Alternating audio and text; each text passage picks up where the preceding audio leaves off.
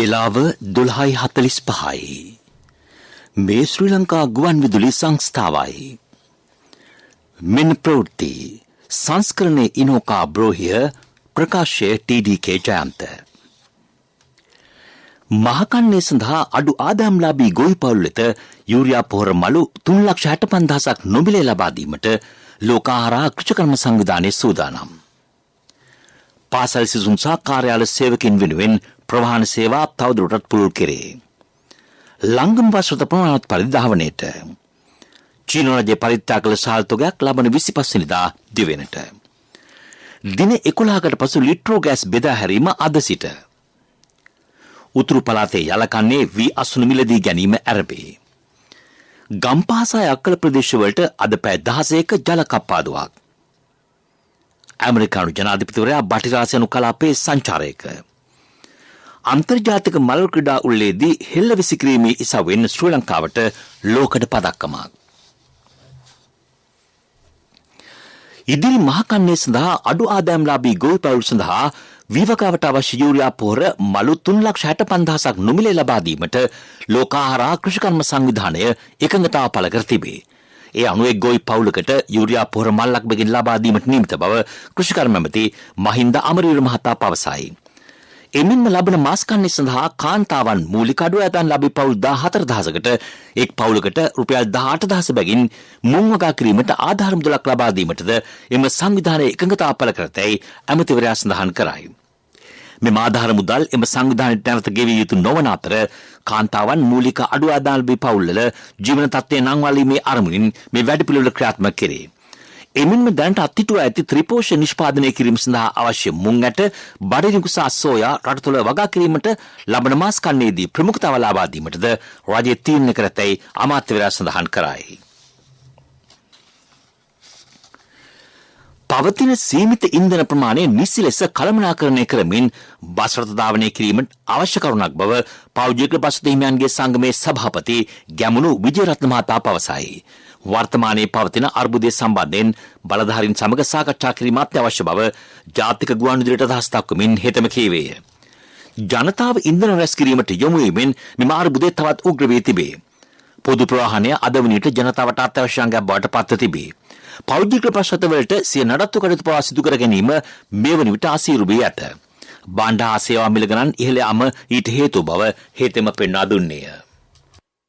බරපතල අර්බුදයට අපිට මුණ පාන වෙලා තියෙන විවිධ අක්‍රමිකතා නිසා ඩීසල් එක්කාසු කරනවා මිනිස්සු. අපි දකිනවා මේ තත්ත්වය තුළ දිගින් දිගට මේ මාෆියාව ගොඩනැගිලා තියෙනවා. හරි පොදු ප්‍රවාහන සේවාවට ඉන්ධන ටික ඍජු වෙන්නේ නැහැ. ඉතින් මේ තත්ත්වය අපිට දැනුම් වාර්තා වුණා. සියලු ප්‍රදේශවල කාර්යාල සේවකීන්ට රැකියාවට යන කට්ටියට බරපතල ලෙස අමාරු වුණා. එක මාර්ගවල බස් රථ දෙකයි දාවලු නේ. බස් රථ 20කට තිබ්බ මාර්ගවල. ඉතින් මේ තත්ත්වයෙන් මත අපිට මම හිතන්නේ මේ කඩලින්ම සාකච්ඡා කරලා තීරණයක් කරන්න එනවා නිසි වැඩපිළිවෙල. ඉන්ධන අපි පාවිච්චි කරන්න ඕන පරිස්සමෙන් පාවිච්චි කරන්න ඕන තව ටික කාලයක්. මාස 3කට යනකම් මේක පරිස්සමෙන් පාවිච්චි කරන්න නිසි වැඩපිළිවෙලක් හදාගන්න.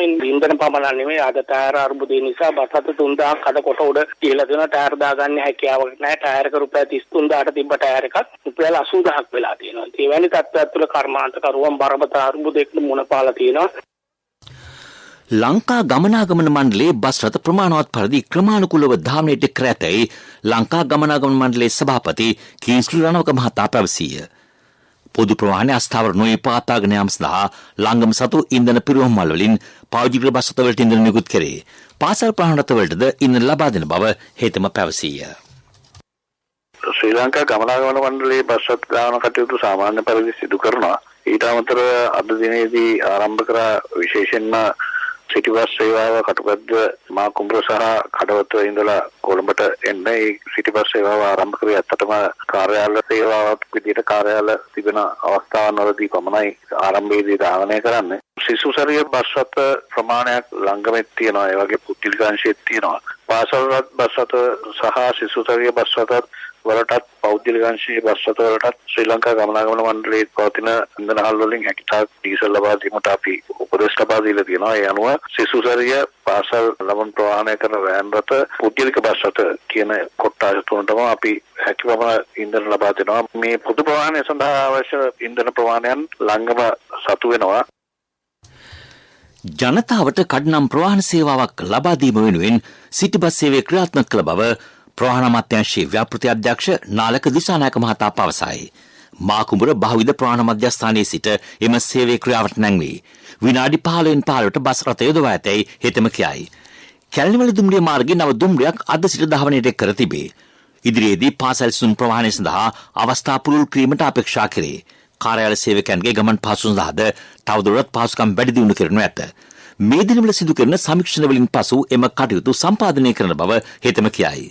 සිටි බස් සේවාව සම්බන්ධයෙන් අවශ්‍ය තොරතුරු දැන ගැනීමට 075 32 24 532 හෝ 071 85 29 817 දුරකථන අංක ඇමතිය හැක. මාකුඹුර පර්යන්තයේ සිට පාකෙන් රයිට් සේවාව සහ සිටි බස් සේවාව නැවත වරක් ආරම්භ කරන්න ලැබුවා. මාර්ග දෙකකින් 137 මාර්ගයෙන් යන්න පුළුවන්. හයි ලෙවල් මාර්ගයේ දිගේ ගිහිල්ලා ලේක් හවුස් වටරවුමින් නැවත 174 මාර්ගය කියන බොරැල්ල බත්තර මුල්ල හරහා නැවත මාකුඹුර දක්වා ගමන් කරනවා. ඒක ආරම්භයේදී මුල 6:00 මාර වගේ ඉඳලා විනාඩි 15 බස් රථයක් පිටත් වෙනවා. ඒක දවල් කාලයේදී පැයකට වරක් වෙනවා. නැවත හවස 4:00 විතර පස්සේ නැවත විනාඩි 15 එන බස් රථ ක්‍රියාත්මක වෙනවා. අනිත් බස් රථය 174 මාර්ගයෙන් බත්තර මුල්ල බොරැල්ල මරදාන ලේක් හවුස් හරහා නැවත හයි ලෙවල් මාර්ග දිගේ මාකුඹුරට ගමන් කරනවා. ඒකෝට ඒකේ අවශ්‍ය පාක් ඇන්ඩ් රයිඩ් නවතා දෙනීම. ඒ කියන්නේ තමන්ගේ පුද්ගලික වාහනය නවත්වීමේ පහසුකම මාකුඹුර බහුවිධ ප්‍රවාහන මධ්‍යස්ථානයේ සලසලා දීලා තියෙනවා. ඒ වගේම නව බස් සේවාව ආරම්භ වෙනවා 138 ඒ කියන්නේ කඩවත කොටුව මාර්ගයේ 138 මාර්ගයේ සිට නැවත ආපහු කොටුවට ගිහිල්ලා නැවත ආපහු කඩවත දක්වා ගමන් කරනවා. මේ ප්‍රවෘත්ති ශ්‍රී ලංකා ගුවන් විදුලි සංස්ථාවෙන්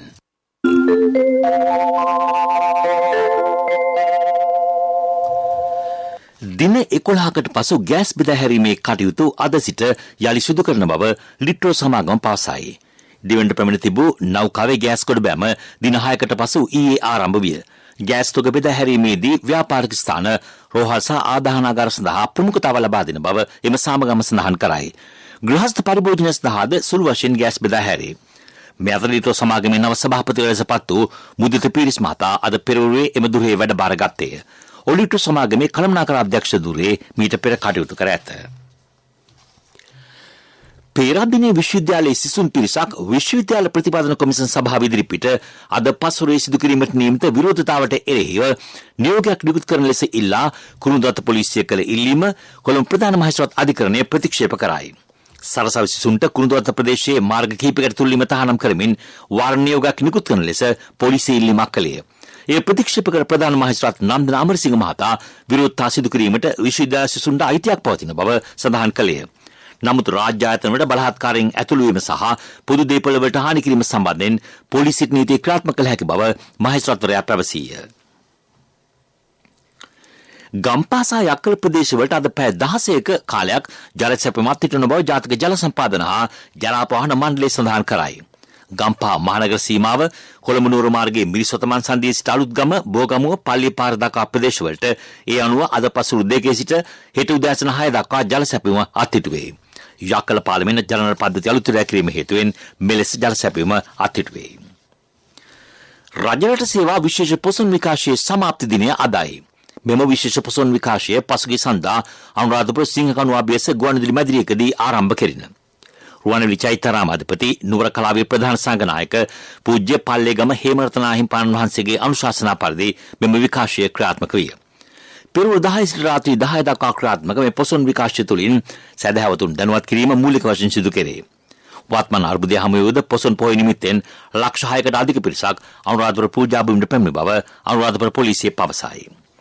පොසොන් පොහොය නිමිත්තෙන් කොල්ලපිටිය වාසන IKR රෝහල සංවිධානය කරන ලේදන් දීමේ පින්කමක් හෙට පෙරවරු 8:30 සිට පස්වරු 4:00 දක්වා එම රෝහල් පරිශ්‍රයේදී පැවැත්වේ. මේ සඳහා සහභාගී නුදුර පරිත්‍යාගශීලීන්ට නොමිලේ අක්ෂිසා දත්ත පරීක්ෂාවක්ද කරගත හැකිය. මීළඟට ප්‍රමුඛ පුවත. ප්‍රමුඛ පුවත ඔබ වෙත ගෙනෙන්නේ සෑම ගෙදරකම සිටිය යුතු වෙද මහත්මයා සිද්ධාලේප. චීන රජය මෙරටට පරිත්‍යාග කළ සහල් තොගයක් ලබන 25 වෙනිදා දිවෙන්ට ලැබීමට නියමිතයි. රෙන්මින්බි මිලියන 500ක වටිනාකමකින් යුත් සහල් තොගයක පළමු තොගය සහිත නෞකාව කොළඹ වරායට පැමිණීමට නියමිත බව චීන තානාපති කාර්යාලයේ ට්විටර් පණිවිඩයක් නිකුත් කරමින් කියා සිටී. චීනය පරිත්‍යාග කරන එම සහල්තුගේ දෙවන කොටස නැගත් නෞකාව ලබන 30 වෙනිදා මෙරට පැමිණීමට නියමිතයි. පාසල් ආහාර වැඩසටහන සඳහා සහල් මෙට්‍රික් टन 10,000ක් අඩු ඇදන් ලැබී පවුල් සඳහා ලබා දෙන බව එම ට්වීට් පණිවිඩයේ වැඩිදුරටත් සඳහන් වේ. ප්‍රමුඛතම පුවත ඔබ වෙත ගෙන ආවේ සිද්ධාලේප ලක්වියාව. ශක්ති හඬ අවධානය පිණිසයි.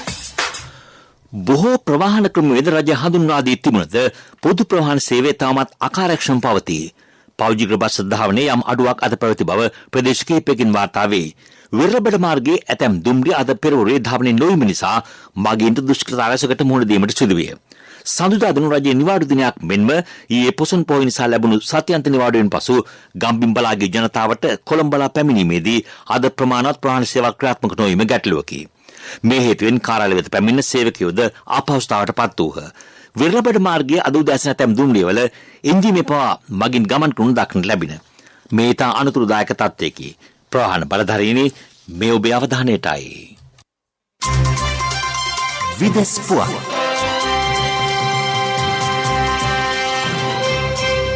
මන්කිෆොක්ස් වෛරසයේ මහජන හදිසි සෞඛ්‍ය අවශ්‍යතාවක් ලෙස සොයා බැලීම සඳහා හදිසි කමිටුව රැස්වීමක් පවත්වන බව ලෝක සෞඛ්‍ය සංවිධානය පවසයි. ලබන සතියේදී එම කමිටුව රැස්වීමට නියමිත බව එම සංවිධානයේ අධ්‍යක්ෂ ටෙඩ්රොස් ඇඩ්හැනොම් ගේබ්‍රියසස් මහතා සඳහන් කරයි. මේ වන විට රටවල් 39කින් මන්කිෆොක්ස් වෛරසය වැළඳුණු රෝගීන් 1600 දෙනෙකු හමු වී තිබේ. මේ වෛරසය වැඩි වශයෙන් බටහිර රටවල ව්‍යාප්තියක් දක්නට ලැබේ. රුසියානු ප්‍රහාර දැඩවීම හමුවේ යුක්‍රේනයේ බාහිර රටවලින් ආධාර උපකාර ඉල්ලා සිටී. විශේෂයෙන් නැගෙනහිර ප්‍රධාන නගරයකට එල්ලවන ප්‍රහාර හමුවේ ඉන් පිටව යාමට හැකි දුරට අවහිරවීම නිසා සාමාන්‍ය ජනතාව දුෂ්කරතා රැසකට මුහුණ දී සිටිති. ඒ අනුව නේටෝ නායකින් යුක්‍රේන වැසියන්ට උදව් උපකාර කිරීම සඳහා කඩිනමින් රැසී සාකච්ඡා කිරීමට නියමිත බව විදේශ මාධ්‍ය වාර්තා සඳහන් කරයි. රුසියානු හමුදා සෙවරෝ ඩොනෙට්ස්හි බලය අල්ලා ගැනීමට සූදානමින් සිටින අතර මේ හේතුවෙන් යුක්‍රේන වැසියන් දහස් ගණනක් රසායනික කම්මල කරන දී සිටිති. හමුදාව යුක්‍රේන හමුදාවට දැනුම් දී ඇත්තේ යටත් වන ලෙසයි. කෙසේ වෙතත් රුසියානු ආරක්ෂක අංශ නිලධාරීන් සඳහන් කළේ එම කම්මලෙන් සිවිල් වැසියන්ට ඉවත් යාමට අවශ්‍ය පහසුකම් සලසා ඇති බවයි.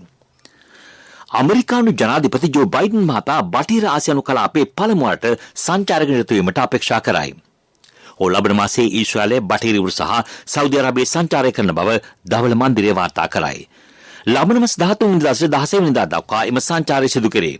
ඊශ්‍රායලදී බයිඩන් මහතා එරට නායකින් හමු වී රටේ ආරක්ෂාව සමෘද්ධිය ඇතුළු ශ්‍රේෂ්ඨ ගණනාවක් සම්බන්ධයෙන් සාකච්ඡා කිරීමට නියමිතයි. බටහිර පලස්තීන බලධාරීන් හමු වී සාකච්ඡා කිරීමටද ඇමරිකානු ජනාධිපතිවරයා අපේක්ෂා කරයි. සෞදියේ සල්මාන් රජුගේ ආරාධනයකට අනුව ජනාධිපතිවරයා සෞදි අරාබියේ සංචාරය කිරීමට නියමිතයි. පෙරසර සංවර්ධනයක පුවත් සම්පින්ඩනය සංවර්ධන පුවත්. මඤ්ඤොක්කා වගා ප්‍රවර්ධනය කිරීමේ වැඩසටහනක් ගාල්ල දිස්ත්‍රික් ලේකම් කාර්යාලය ක්‍රියාවට නංවයි. එක්කෝ අමුරට දිනවමු ගාලු දිසා ආහාර භෝග නිෂ්පාදන ප්‍රවර්ධන වැඩසටහන යටතේ මේ ක්‍රියාවට නැංවී. මේ අනුව තෝරාගත් ප්‍රාදේශීය ලේකම් කාර්යාලවලට මඤ්ඤොක්කා දරු බෙදා හැරීම පසුගියදා සිදු කෙරින. මෙම මඤ්ඤොක්කා දරු ප්‍රාදේශීය ලේකම් කොට්ටාශ යන්නේ විහාරස්ථාන පාසල් ඇතුළු පොදු ස්ථානවල වගා කෙරේ. ක්‍රීඩා පුවත් ඔබ වෙත ගෙන එන්නේ සම්පත් බැංකුව හෙට දින එළිය කරයි. ස්විට්සර්ලන්තයේ පැවති අන්තර්ජාතික මලර ක්‍රීඩා උළෙලේදී හෙළවිසි කිරීමේ ඉසබෙන් ලෝකට පදක්කමක් දිනා ගැනීමට සුමේද රණසිංහ ක්‍රීඩකයා සමත්ය. ලෝක මහද්වීප සංචාරයට තරගාවලියක් වන මෙහි හෙළවිසි කිරීමේ ඉසබෙන් මීට 74.5ක දක්ෂතා පෙන්වු කිරීමට ඔහු සමත්ය. මෙම සංචාරක තරගාවලිය සඳහා සහභාගී මීට 400 ධාවනි සව නියෝජනය කළ කාලිංග කුමාරගේ 6 වෙනි ස්ථානයටත් දුරපැණීමේ සබෙන් සාරංගද සිල්ලා 7 වෙනි ස්ථානයටත් ගායන්තිකා බේරත්න 6 වෙනි ස්ථානයටත් තරගය අවසන් කළහ. සංචාරක ඕස්ට්‍රේලියානු කණ්ඩායම හා ශ්‍රී ලංකා ඒ කණ්ඩායම අතර හම්බන්තොට පැවැත්වෙන සිව් දින ක්‍රිකට් තරගයේ දෙවන දිනය අදයි. සිය පළමුවෙනි සඳහා පන්දුර පහදින ශ්‍රී ලංකා ඒ කණ්ඩායම දිවා භෝජනයට තරග නතර කරන විට කඩලු 3ක් දැවී ලකුණු 95ක් ලබා සිටියේ. ඕස්ට්‍රේලියා ඒ කණ්ඩායම පළමුවෙනි සඳහා ලකුණු 379ක් රැස් කළේය. ව්‍යාපාරික පුවත් ඔබ වෙත ගෙන එන්නේ NSB සල්ලි එහෙන් තෑගි මෙහෙන් ස්වර්ණ ජයන්ති වාසනා ජයග්‍රාහකයා ඔබද. මෙරට ප්‍රමුඛතම පූර්ණ ඒකාබද්ධ ඇලුමිනියම් නිෂ්පාදකයා සහ හේලි සමූහයේ සමාජිකයෙකු වන ඇලුමෙක්ස් ලුමින් විශේෂඥයින් 2000කට අමතරව තවත් විශේෂඥ පිරිසගේ සහභාගීත්වයෙන් සිය ග්‍රහස්ථ ඇලුමිනියම් නිෂ්පාදක ජාලය 15000 දක්වා පුළුල් කර තිබේ. දශක දෙකකට පෙර ආරම්භ වූ ඇලුමෙක්ස් දේශීය ඇලුමිනියම් නිෂ්පාදකින් නවීන තාක්ෂණයෙන් සන්නද්ධ කිරීම සඳහා අංග සම්පූර්ණ පුහුණු මධ්‍යස්ථානයක් ස්ථාපිත කළේය. මෙරට කර්මාන්තකරුවන්ගේ දැනුම වැඩි දියුණු කිරීමට අමතරව සමාගම කාර්මික විද්‍යාලවලින් මිශ්‍ර යන සහ ත්‍රිවිධ හමුදා කාර්මිකාංශය පුහුණු කිරීම අඛණ්ඩව සිදු කරනු ලබයි. ව්‍යාපාරික පුවත් ඔබ වෙත ගෙනාවේ NSB සල්ලි එහෙන් තෑගි මෙහෙන් ස්වර්ණ ජයන්ති වාසනා ජයග්‍රාහකයා ඔබද NSB ස්වර්ණ ජයන්තිය වෙනුවෙන් සුපිරි ජයග්‍රාහකයාට රන් පවුන් 50ක් දෙවැනි ජයග්‍රාහකින් 10 දෙනාට ස්කූටර් දෙවැනි ජයග්‍රාහකින් 10 දෙනාට iPhone සිව්වැනි ජයග්‍රාහකින් 29 දෙනාට mountain bike 2021 ඔක්තෝබර් 1 වෙනිදා සිට 2022 දෙසැම්බර් 31 දක්වා NSB U Trust තරහ අවමේ වරකට ඇමරිකානු ඩොලර් 100ක් ඊට සමාන ඕනෑම විදේශ මුදලක් 3 වතාවක් එවන්න. ආර්ථික පුවත් ආවරණය ඔබේ ඕනම අවශ්‍යතාවයකට සුදුසු මූල්‍ය විසඳුම් දෙන එන අය දියුණු වෙන අය එන LOLC සමූහය එන්න දියුණු වෙන්න.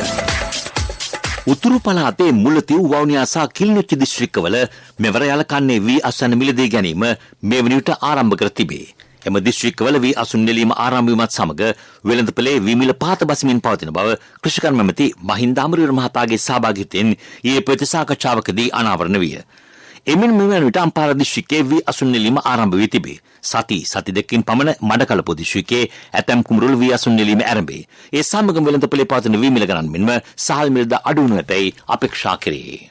LOLC Finance 2022 ටෙක්නොවේෂන් සම්මානුලේදී රන් සම්මාන පහක් නිකර ගනිමින් ඩිජිටල් විප්ලවයේ ප්‍රමුඛයාවේ අන්තර් බැංකුකරණයේ ඩිජිටල් ගෙවීම් වල විශිෂ්ටත්වයට හිමි සමස්ත රන් සම්මාන දිනාගනිමින් LOLC Finance ඩිජිටල් බැංකුකරණය තුළ විශිෂ්ටයාවේ නව්‍යකරණය සහ මූල්‍ය සේවා ඩිජිටල් කරණය කිරීම තුළින් සිය ගනුදෙනුකරුවන්ට පහසුව සැලසීම LOLC Finance අභිප්‍රායයි.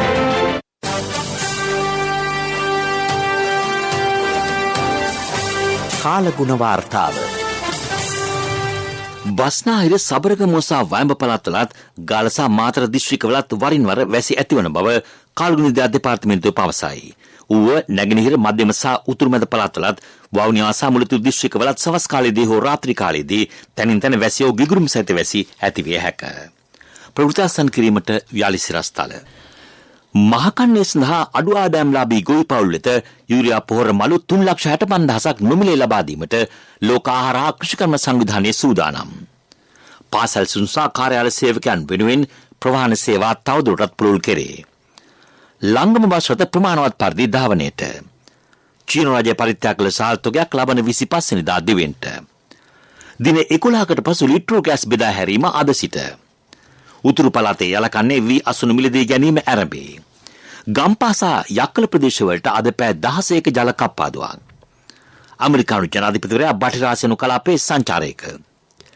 අන්තර්ජාතික මල්ල ක්‍රීඩා උළෙලේදී හෙළවිසි කිරීමේ ඉසවෙන් ශ්‍රී ලංකාවට ලෝකඩ පදක්කමක්.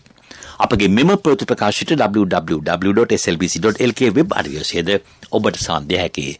මීළඟට අපගේ ප්‍රධාන ප්‍රවෘත්ති ප්‍රකාශය සවස 6ට බලාපොරොත්තු වන්න. ප්‍රවෘත්තීන් සමාප්තයි.